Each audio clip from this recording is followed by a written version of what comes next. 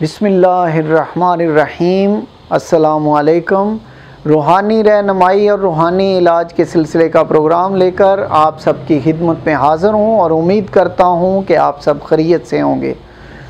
آج ہم سورہ کوثر کے بارے میں بیان کریں گے۔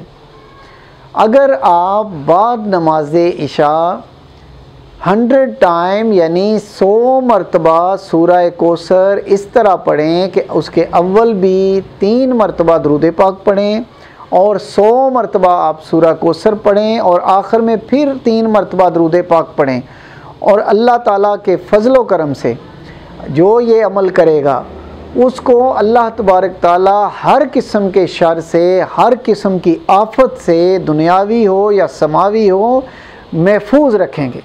یہ بہت ہی پر اثر وظیفہ ہے، اللہ تعالیٰ نے اس پہ بہت ہی اثر رکھا ہے۔